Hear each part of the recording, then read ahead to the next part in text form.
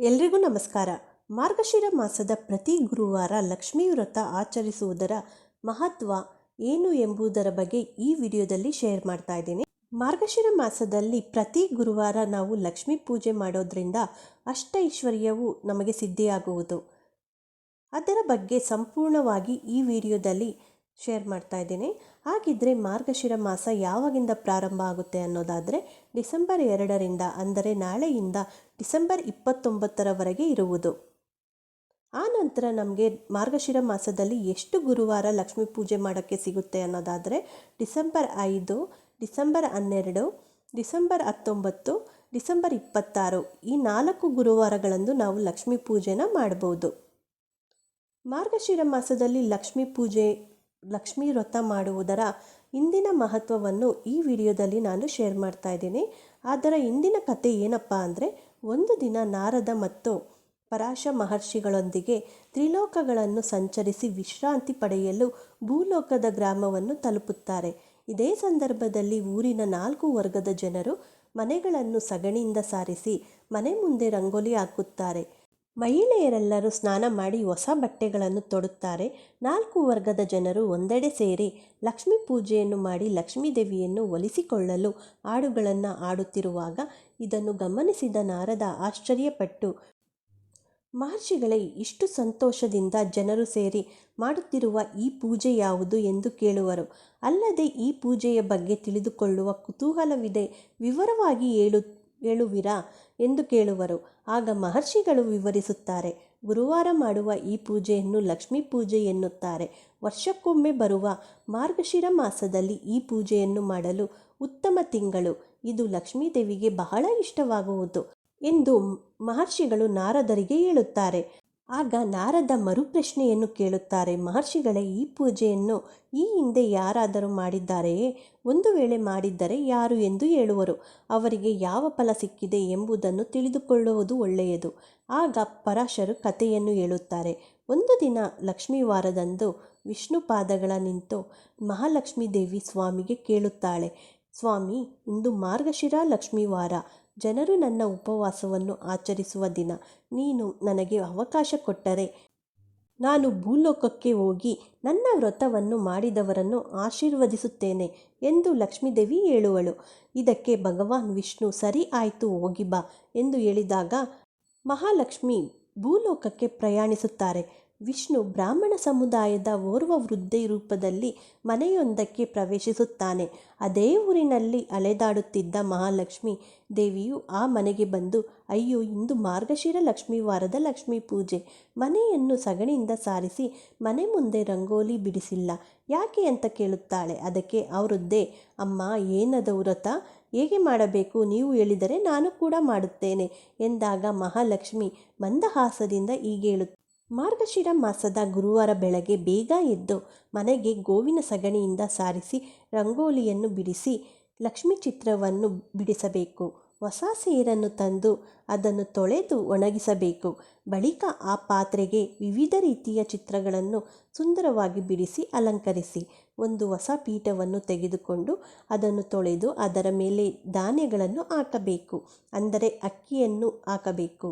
ಅದರ ಮೇಲೆ ಅಳತೆಯ ಬಟ್ಟಲನ್ನು ಇಡಬೇಕು. ನಂತರ ಅರಿಶಿಣದ ನೀರಿನಿಂದ ತೊಳೆದ ಮರದ ತುಂಡನ್ನು ಇಟ್ಟು ಅದರ ಸೇರಿನಲ್ಲಿ ಬಿಳಿ ಧಾನ್ಯವನ್ನು ಅಳೆಯಬೇಕು. ಅಂದರೆ ಅಕ್ಕಿಯನ್ನು ಅಳೆಯಬೇಕು. ಮನಸ್ಸಿನಲ್ಲಿಯೇ ತಮ್ಮ ಕೋರಿಕೆಗಳನ್ನು ಹೇಳಿಕೊಂಡು ಸೇರಿನ ಮೇಲೆ ಬಿಳಿ ಧಾನ್ಯವನ್ನು ಸುರಿಯಬೇಕು. ಅದರ ಮೇಲೆ ಕೆಂಪು ಬಟ್ಟೆಯನ್ನು ಹಾಕಿ ಕೆಂಪು ಹೂಗಳಿಂದ ಪೂಜಿಸಿ ಶ್ರೀ ಮಹಾಲಕ್ಷ್ಮಿಯನ್ನು ಪ್ರಾರ್ಥಿಸಬೇಕು. ಮೊದಲು ಹಾಲಿನ ನೈವೇದ್ಯ ಮಾಡಿ ಆ ನಂತರ ಎಣ್ಣೆಯನ್ನು ಬಳಸದೆ ಮಾಡಿದ ಆಹಾರ ಅರ್ಪಿಸಬೇಕು. ಇದು ಒಂದು ವಿಧಾನವೆಂದು ಹೇಳುತ್ತಾರೆ. ಎರಡನೆಯ ವಿಧಾನವಾಗಿ ತುಂಬ ಸರಳವಾಗಿದೆ. ಗುರುವಾರದಂದು ಬರುವ ಮಾರ್ಗಶಿರ ಶುದ್ಧ ದಶಮಿ ತಿಥಿಯಂದು ಭಕ್ತಿಯಿಂದ ಈ ವ್ರತ ಮಾಡಿದರೆ ಸಂಪತ್ತು ಸಿಗುವುದು ಖಂಡಿತ. ಈ ವ್ರತವನ್ನು ಮಾಡಿ ನೈವೇದ್ಯವನ್ನು ಹಂಚಿದರೆ ಲಕ್ಷ್ಮೀ ಕಟಾಕ್ಷ ಸಿಗುತ್ತದೆ. ಮನಸ್ಸನ್ನು ಶುದ್ಧವಾಗಿಟ್ಟುಕೊಂಡು 10 ಮಂದಿಯನ್ನು ಕರೆದು ಈ ವ್ರತವನ್ನು ಮಾಡಿ ಅರಿಶಿಣ ಕುಂಕುಮ ನೀಡಿದರೆ ಮನೆ ಲಕ್ಷ್ಮಿಯಿಂದ ತುಂಬಿರುತ್ತಾಳೆ. ಈ ವ್ರತವಷ್ಟೇ ಅಲ್ಲ, ಇನ್ನೂ ಕೆಲವೊಂದಿಷ್ಟು ಆಚರಿಸಬೇಕಾಗುತ್ತದೆ. ಅಂದರೆ ಮನೆಯ ಗೃಹಿಣಿಯರು ಮನೆಯಲ್ಲಿ ಕೆಲವೊಂದಷ್ಟು ನಿಯಮಗಳನ್ನು ಪಾಲಿಸಲೇಬೇಕು. ಗುರುವಾರದ ಬೆಳಗ್ಗೆ ಎದ್ದು ಒಲೆಯಿಂದ ಬೂದಿ ತೆಗೆಯದಿದ್ದರೆ, ಮನೆಯ ಮುಂದೆ ಕಸ ಗುಡಿಸದಿದ್ದರೆ ಮನೆಯಲ್ಲಿ ಅದೃಷ್ಟ ನಿಲ್ಲುವುದಿಲ್ಲ. ಗುರುವಾರ ಶುಭ್ರವಾದ ಮಡಿ ಬಟ್ಟೆಯನ್ನು ಧರಿಸಿ ಅಡುಗೆ ಮಾಡಿ ಪೂಜಿಸುವ ಮಹಿಳೆಯರು ಮನೆಯಲ್ಲಿ ಲಕ್ಷ್ಮಿ ನೆಲೆಸುತ್ತಾಳೆ. ಯಾವುದೇ ಗೃಹಿಣಿಯು ಮನೆಯ ಮಕ್ಕಳು ತಿನ್ನುವಾಗ ಒಡೆಯುವುದು ಬಡಿಯುವುದನ್ನು ಮಾಡಬಾರದು. ಗುರುವಾರದಂದು ಮನೆ ಮುಂದೆ ಗುಡಿಸುವುದಿಲ್ಲವೋ ಅಥವಾ ಪಾತ್ರೆ ತೊಳೆಯುವುದಿಲ್ಲವೋ ಅವಳು ಒಂದು ಕ್ಷಣವೂ ಲಕ್ಷ್ಮಿಯನ್ನು ಒಲಿಸಿಕೊಳ್ಳುವುದಿಲ್ಲ. ಮನೆಯಲ್ಲಿ ಗೃಹಿಣಿಯರು ಸಂಜೆ ವೇಳೆ ಮನೆಯ ಬಾಗಿಲಿನ ಎರಡೂ ಬದಿಗಳಲ್ಲಿ ದೀಪಗಳನ್ನು ಇಡುವುದಿಲ್ಲವೋ ಆ ಮನೆಯಲ್ಲಿ ಲಕ್ಷ್ಮೀದೇವಿ ನಿಲ್ಲುವುದಿಲ್ಲ. ಮೇಲಾಗಿ ಆ ಮನೆಯ ಮಕ್ಕಳು ಹಣಕ್ಕಾಗಿ ತೊಂದರೆಯನ್ನು ಅನುಭವಿಸಬೇಕಾಗುತ್ತದೆ. ಅದೇ ರೀತಿಯಾಗಿ ಬೇಯಿಸಿದ ಆಹಾರ ಸೇವಿಸುವ, ನಿಷೇಧಿತ ಆಹಾರ ಪದಾರ್ಥಗಳನ್ನು ತಿನ್ನುವ, ಶುಚಿತ್ವ ಇಲ್ಲದ ಸ್ಥಳಗಳಲ್ಲಿ ತಿರುಗಾಡುವ, ಅತ್ತೆ ಮಾವ ಅವರನ್ನು ನಿಂದಿಸುವ ಮಹಿಳೆಯರು ಮನೆಗೆ ಲಕ್ಷ್ಮಿ ಕಾಲಿಡುವುದಿಲ್ಲ. ಊಟ ಮಾಡುವ ಮೊದಲು ಮತ್ತು ನಂತರ ಕೈಕಾಲುಗಳನ್ನು ತೊಳೆದು ನಂತರ ಲಕ್ಷ್ಮಿಯನ್ನು ಪೂಜೆ ಮಾಡಿ ಊಟ ಮಾಡಬೇಕು. ಯಾವ ಮಹಿಳೆ ಗುರುವಾರ ದಾನ ಧರ್ಮ ಮಾಡುವುದಿಲ್ಲವೋ, ಪೂಜೆ ಮಾಡುವುದಿಲ್ಲವೋ, ಗಂಡನ ಜೊತೆ ಜಗಳವಾಡುತ್ತಾಳೋ ಆ ಮನೆಯಲ್ಲಿ ಲಕ್ಷ್ಮೀದೇವಿ ನೆಲೆಯುವುದಿಲ್ಲ, ಅಂದರೆ ಒಲಿಸಿಕೊಳ್ಳಲು ಸಾಧ್ಯವಾಗುವುದಿಲ್ಲ. ಗುರುವಾರ, ಅಮಾವಾಸ್ಯೆ ಮತ್ತು ಸಂಕ್ರಾಂತಿ ತಿಥಿಗಳಂದು ನಿಷೇಧಿತ ಪದಾರ್ಥಗಳನ್ನು ಸೇವಿಸುವ ಮಹಿಳೆಯರು ನರಕಕ್ಕೆ ಹೋಗುತ್ತಾರೆ. ಈ 3 ತಿಥಿಗಳಲ್ಲಿ ನಿಷೇಧಿತ ಪದಾರ್ಥಗಳನ್ನು ಸೇವಿಸುವುದರಿಂದ ದೂರವಿದ್ದರೆ ಅಥವಾ ರಾತ್ರಿ ವೇಳೆ ಲಕ್ಷ್ಮೀದೇವಿಯನ್ನು ಪೂಜಿಸಿದರೆ ಮಹಿಳೆಯ ಮನೆಯು ಐಶ್ವರ್ಯ ವೃದ್ಧಿಯಾಗುತ್ತದೆ, ಪುತ್ರ ಪುತ್ರಿಯರೊಂದಿಗೆ ಸಮೃದ್ಧಿಯಾಗುತ್ತಾಳೆ. ಊಟ ಮಾಡುವಾಗ ಪಶ್ಚಿಮ ಮತ್ತು ದಕ್ಷಿಣ ದಿಕ್ಕಿಗೆ ಮುಖ ಹಾಕಿ ಕುಳಿತುಕೊಳ್ಳಬಾರದು. ಹಾಗೆಯೇ ನಿತ್ಯವೂ ದೀಪಾರಾಧನೆ ಮಾಡದೆ ಮನೆಯಲ್ಲಿ ಊಟ ಮಾಡುವುದು ಒಳ್ಳೆಯದಲ್ಲ. ಕತ್ತಲಾದ ನಂತರ ತಲೆಗೆ ಎಣ್ಣೆ ಹಚ್ಚಬಾರದು. ಬಿಚ್ಚಿದ ಬಟ್ಟೆ, ಕೊಳಕು ಬಟ್ಟೆ ಎಲ್ಲೆಂದರಲ್ಲಿ ಬಿಸಾಡುವುದು ದಾರಿದ್ರ್ಯವಾಗುತ್ತದೆ.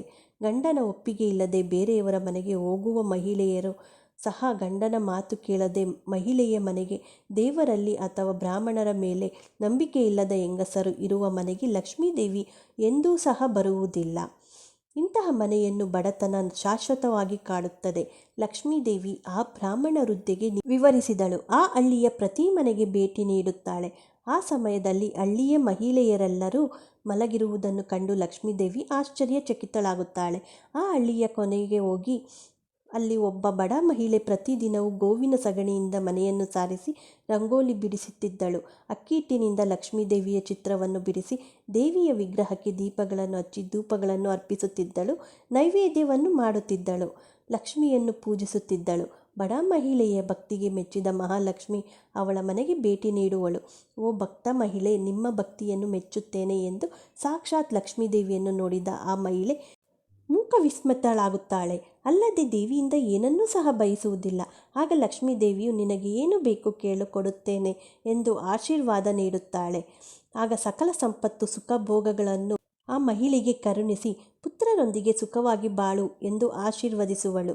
ಬಹಳ ವಿಶೇಷವಾಗಿ ನಿತ್ಯವೂ ಈ ಕಥೆಯನ್ನು ಓದುವುದರಿಂದ ಪುಣ್ಯ ಲಭಿಸುವುದು ಎಂದು ಪುರಾಣಗಳಲ್ಲಿ ಉಲ್ಲೇಖಿಸಲಾಗಿದೆ. ಈ ಮಾಹಿತಿ ಇಷ್ಟ ಆದರೆ ಲೈಕ್ ಮಾಡಿ, ಹಾಗೆಲ್ಲರಿಗೂ ಶೇರ್ ಮಾಡಿ. ಮತ್ತಷ್ಟು ವಿಡಿಯೋಗಳಿಗೆ ನಮ್ಮ ಚಾನಲನ್ನು ಸಬ್ಸ್ಕ್ರೈಬ್ ಮಾಡಿಕೊಳ್ಳಿ. ಮತ್ತೆ ಸಿಗೋಣ ಇನ್ನೊಂದು ವಿಡಿಯೋದೊಂದಿಗೆ. Thank you for watching. ಎಲ್ಲರಿಗೂ ಧನ್ಯವಾದಗಳು.